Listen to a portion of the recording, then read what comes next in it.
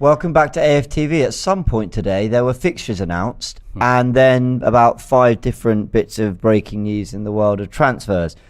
We're back live again because Arsenal don't give us a minute to breathe. Thank you, Arsenal. But this time, it's not the best of news. To be honest, it really hasn't been the best of news, actually, for most of today. Unless you are just not happy about Havertz, which is true for some. Apparently, Arsenal have withdrawn their interest in Moises Caicedo, a player that a lot of people on this channel that I spoke to wanted. Arsenal bid for Moises Caicedo 70 million and 75 million in January, near enough deadline day. They didn't get the deal done. He actually put out a statement saying he wanted to move. It didn't happen. And now we've withdrawn our interest. So 5-6 months down the line, having apparently had him as a target for this window, we're no longer getting him. This comes after reports that Arsenal had a bid for Declan Rice rejected, and that there is a second club, one of Chelsea, Man United or Man City, could be making a bid within the next 24 hours. Alex Goldberg has actually said, and that is the person that broke us the news on the byline, Chelsea fan, saying that Havertz was an option for Arsenal, but Man City are a club of interest. We know that as well. Turkish. Yep. It's very hot in England right now. And I don't think it's helped by all the running back and forth. Yeah. With all the latest transfer news. Because there will be questions about Caicedo. So let's just give what we know for sure. The Times, Gary Jacob, talking about Declan Rice, just slipped it into a paragraph. He says, separately, although perhaps not unrelated to Rice's valuation, Arsenal have withdrawn their interest in Moises Caicedo, who was one of their targets at the start of the summer. Brighton have conceded that the midfielder will leave the club in this transfer window, but are thought to want at least 80 million. Chelsea and Man United are interested in the Ecuador international. Your reaction? I mean, I went live yesterday on my channel, and when asked about Caicedo from the people that subscribe to my channel, I said, I don't really think we're in for him this summer. There's no real evidence to say we're after Caicedo, aside from looking at January and the couple bids we made and using that as the leverage to say we're still in for him this summer. There's literally been nothing about it apart from Arsenal fans talking about him. So my reaction is, you know, on one hand, it's typical, you know, because it doesn't really make sense, and I'll get into why it doesn't really make sense. On the other, I'm not really surprised. So, okay, so I will say, I don't know if there's been nothing, because you are right. There's not been a David Ornstein or someone saying, in fact, a lot of people have said, I'd be very surprised if they got both. And the rumours have been out there. You know, Fabrizio Romano, whose tweet we'll go through in a minute, he has said Arsenal were interested, Arsenal were at the table. You know, there are others, you know, for example, Brighton journalists who were at the forefront of saying he's not going anywhere, saying now we believe Arsenal will actually make a bid. Now, listen, we've got to always think that what's getting out in the public, clubs have quite a lot of control over. Yeah. So there is a degree at which they want certain news to make its way out. And one thing I didn't say in my breaking news earlier, which maybe I should have for the sake of balance, is that there's every chance West Ham want to make people feel like Man City are more in for Rice, so that Arsenal speed things up. But I don't really believe that's the case. I think City legitimately are. But sticking on Caicedo, what surprises me and what I can't quite understand, there's going to be a meltdown over this. There is on Twitter, and I think there will be in the comments, maybe. Yeah, there will be. I don't really have a problem with. How can I say this? Caicedo, I think, is a very, very, very talented player. I'm not going back on this. I've got a history for doing this with Basuma.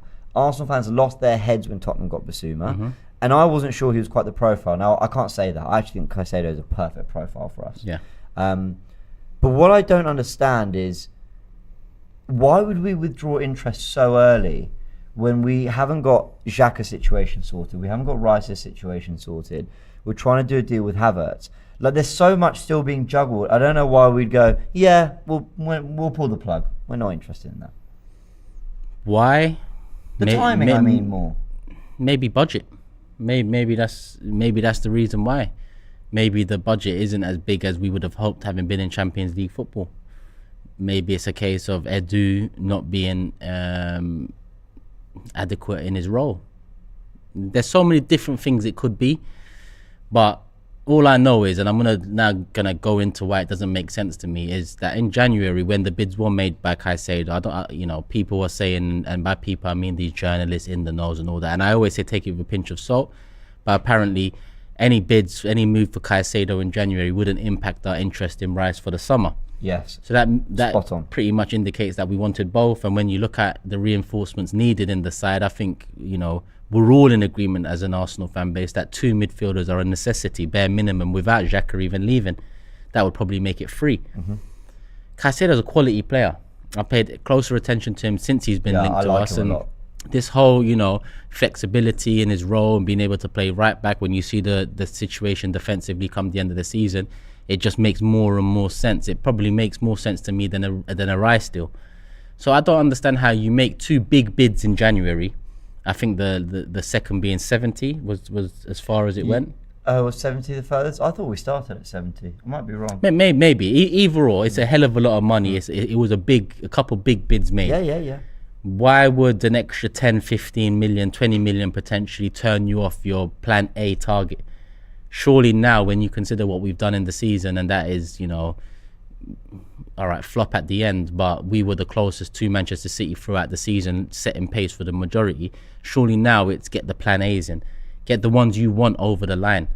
With the Champions League money in, with the attraction of being in the Champions League, with players looking at Arsenal now as a pretty big prospect for their career potentially to come and get us over the line winning major trophies. Why wouldn't the club, you know, build further on these bids in January? It just doesn't make sense to me. I can't get my head around it. I want Caicedo. I prefer Caicedo over Rice, but I'm not surprised by this news because, like I said, as much as Fabrizio Romano has tweeted here and there, I feel that guy, you know, works for the certain clubs. I'm not saying he works for Chelsea in particular, but I think he is also used as a pawn in this transfer game.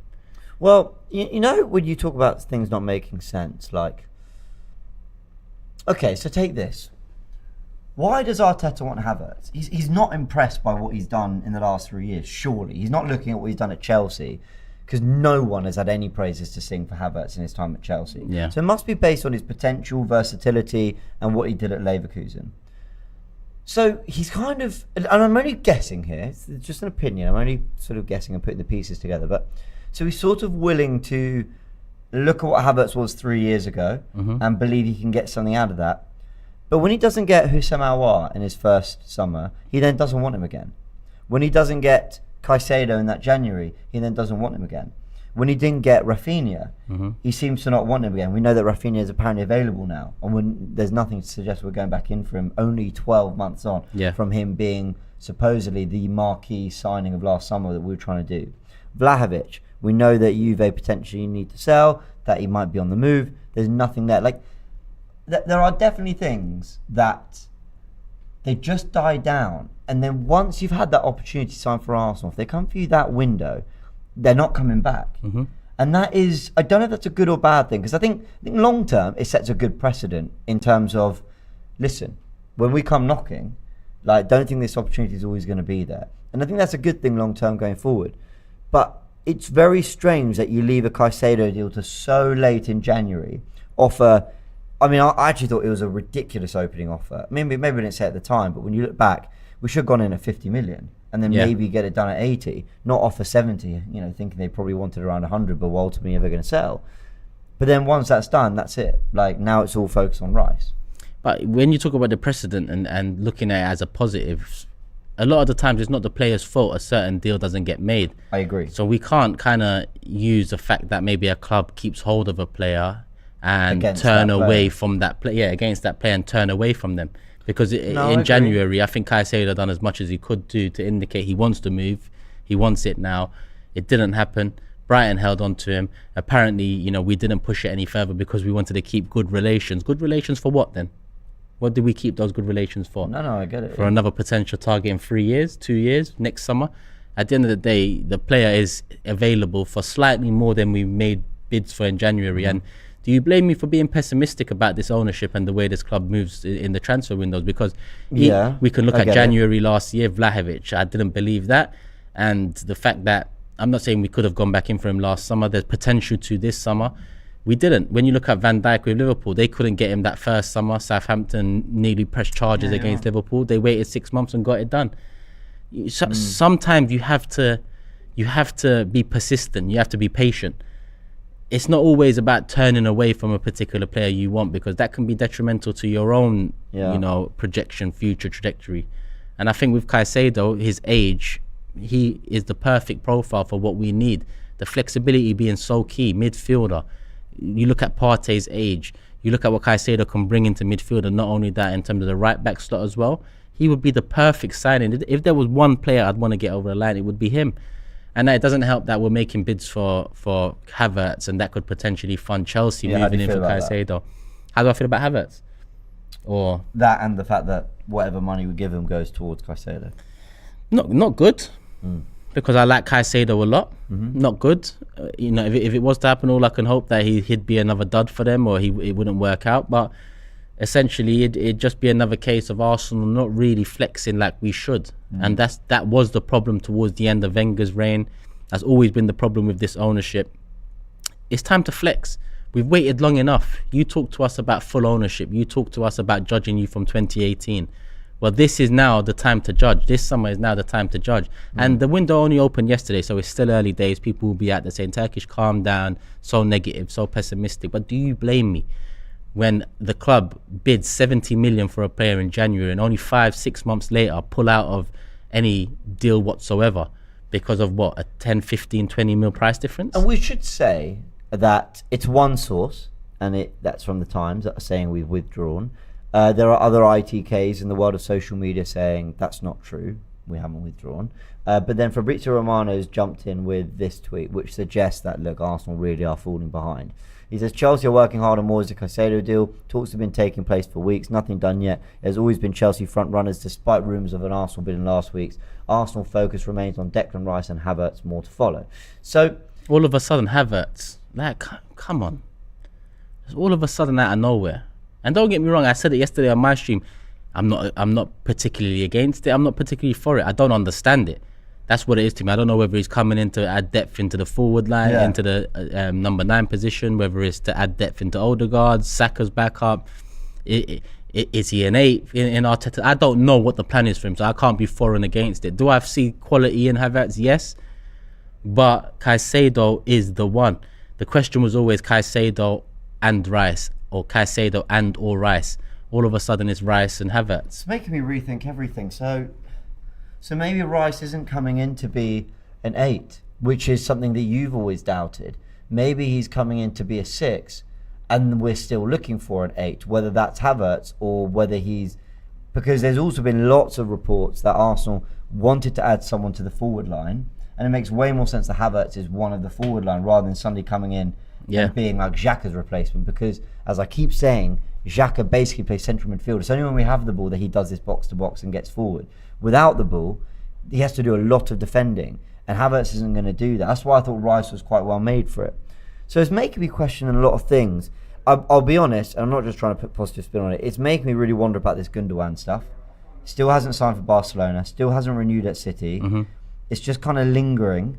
Why would we withdraw interest? Like, I have to ask these questions. It's all very, very strange to me. And I want to make my position very clear on one last thing.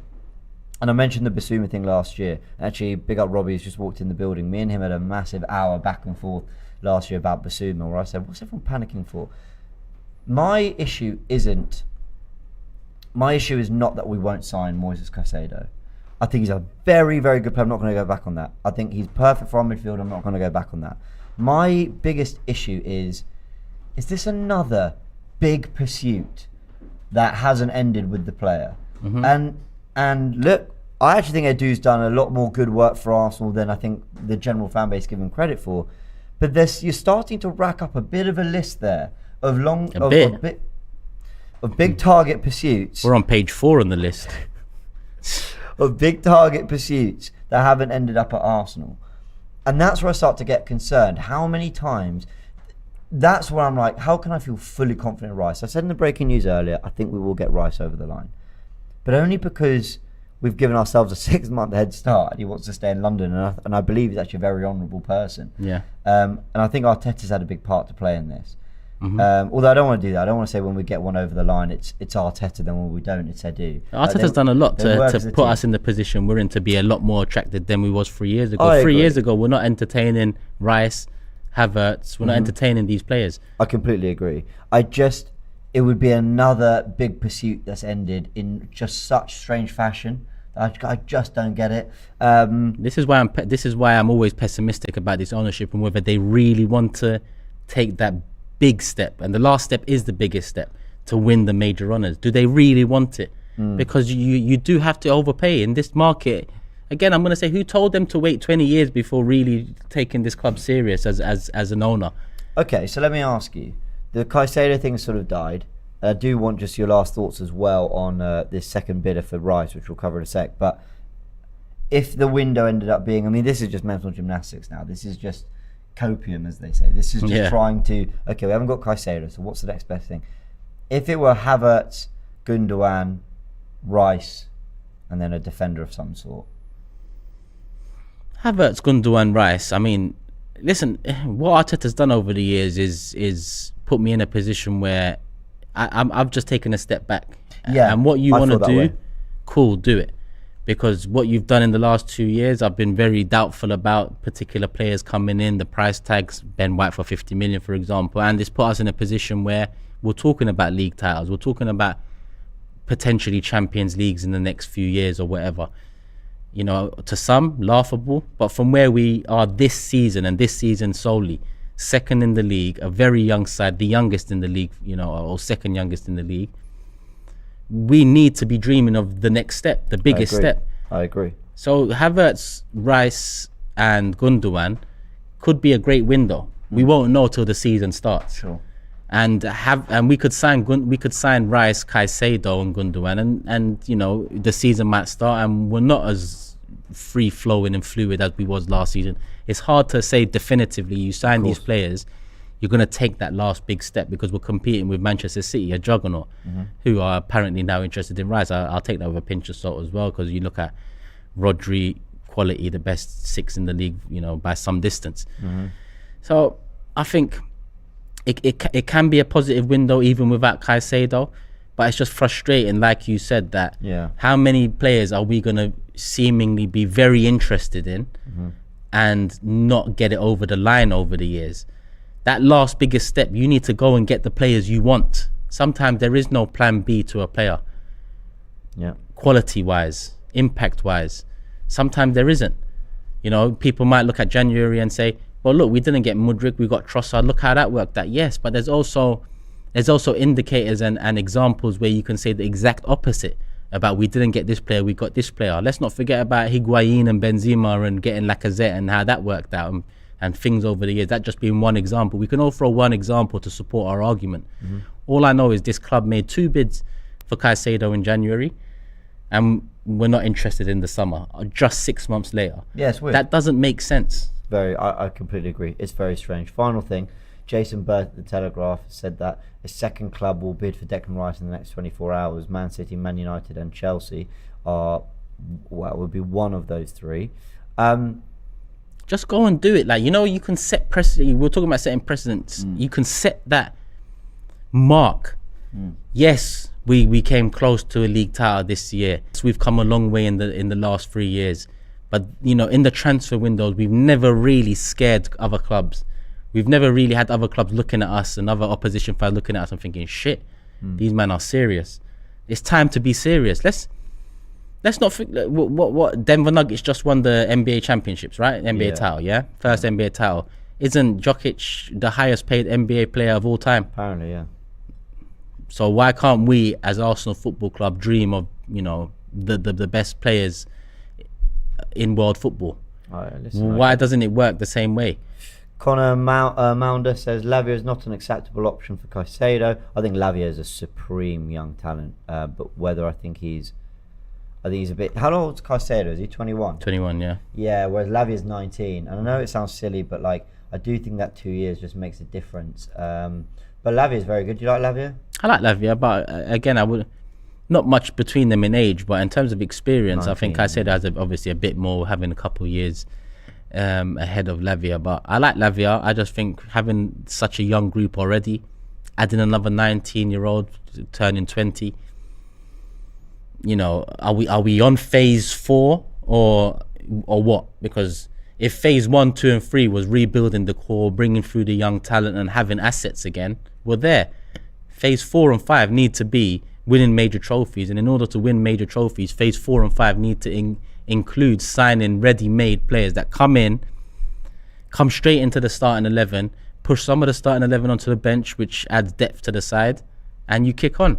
Yeah. So that's why I don't want to hear about processes and phases and all of this nonsense. I just want to see. I want action, not words. Yep. Tomo says, if it's about money, why not get Havertz and Caicedo instead of Rice? Look, I think we've explored Rice is their main target. You know, that's who he wants. He wants him for, you know, like you said with Caicedo's versatility, they want Rice's versatility as well, and maybe his stature in midfield and all that, and his Premier League experience, 24 years old and all that. And Chris says, because there's a salary cap in the NBA, the Denver Nuggets are only the 8th highest payroll despite Jokic and his enormous contract. Well, look at our wage structure now. It's essentially been cleaned over the last 2-3 years. We've got Champions League football back with Champions League money. We should be in a great position to invest and take those necessary risks. And that's what they are, necessary risks. You don't get anywhere not taking risks in football or in life. Take the risks. Now is the time. Phase 4, trust in the process, whatever fucking words you want to use, be excited. Now is the time to take those risks, the necessary risks, to not only continue competing with Manchester City, but hopefully overtaking Manchester City. Yeah, that's the idea. Just on that 3 clubs, so Man United, Chelsea and City in for Rice. Okay, here's my thoughts on all 3. I don't think it's Chelsea. Alex Goldberg, who broke the news about Havertz, which we did cover on AFTV, what a scoop from him, fair play. He said that Chelsea are absolutely not in for Rice, so I'm going to take that. And I just don't think with Caicedo pursuit, so I don't think it's Chelsea. Man United, I think it could be. I think they're a little stung by this Kim Min-jae stuff. He could be going to Bayern Munich now. But I just think they've got Casemiro, they want Mount, Eriksen's still there. You've got Bruno Fernandes. Like I think Rice would be brilliant for them. I could see Man United going in as like a panic. It's the kind of thing Man United do. Yeah. Oh, well, we'll bid too, and just kind of hope they get him. Yeah. Like that'd be so Man United. City, it all depends on everyone else. I could almost tell you exactly what they're going to do about Declan Rice if you just told me what the situation is with every other player. If you told me Calvin Phillips is going to get a loan because he's had injury problems and he needs it, and Gundogan is off, or they're not signing Kovacic. Yeah. Then, but at the moment, Phillips is there, Gundogan is there, and Kovacic is going there. So I don't see at all what place Rice has in that squad. Not that he's not good enough, just that Pep doesn't always look. I mean, I know Haaland's a slight exception. He doesn't always look like the best player in Europe or the most wanted from a certain club in that moment. Like, he'll be quite shrewd. Like, he waited a year on Mahrez, and he will just, bide his time and happier to have a smaller squad if he has to. So, yeah. Guna Lee's on Twitter saying, why does no one believe me when I say things? When I say things, believe me. This is from the 26th of May. It's his quote. It's his tweet saying, Caicedo to Chelsea, another one bites the dust. Lee seems to have good sources, so fair play to him. It's not hard to predict what Arsenal are going to do. Lee's my guy. I don't think he has sources. I think I could have said, that's why I said yesterday, I don't think we're in for Caicedo. Yeah.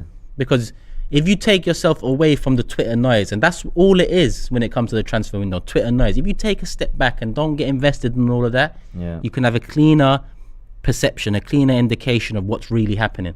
Yeah. Do I believe we're in for Rice? 100%. Do I believe we've been in for Caicedo this summer? No, 0%.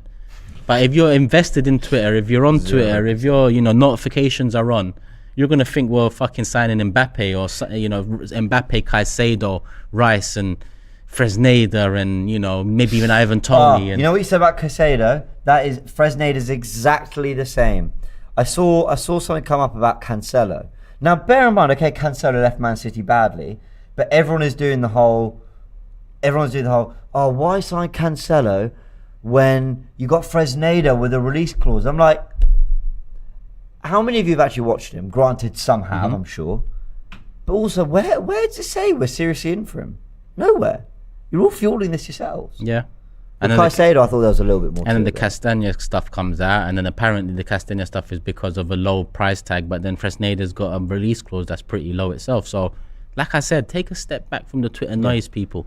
Delete the app if you need to. Yeah, go for a jog, go play football, go for a picnic, take your loved ones out. When it happens, it happens. because that's the only time to know for sure. When it happens, it happens. That's it. I don't like paying attention to Twitter, because that Twitter will drag you left, right, and center. Yeah, it's true. All right, we're going to wrap it up there. So that is the breaking news that apparently Moises Caicedo has, Arsenal have withdrawn their interest in Moises Caicedo. According to the Times, a few others now started to say it, Ben Jacobs and now Romano saying that Chelsea are very much the front runners. So disappointing one for a lot of people. A lot of people really wanted Caicedo, but they're pursuing the Rice deal, they're pursuing Havertz, and we've still got a lot to learn about where Havertz is going to fit in this team. I tried to answer that on In Focus, which is coming out later today. I did my best. I don't know what was harder, this or 5 reasons why Mbappe should join Arsenal. But there you go. That's the transfer window. It drives us all a bit crazy. I've got a holiday soon. I can't wait. Don't go on Twitter. No, I think you're right. I know you're going to go on Twitter. Oh, every day. Just fucking delete the app when you're on holiday. Trust me. You'll thank me for it when you get back. I might do that. Big thanks, everyone. Hit the like button. See you soon. Love.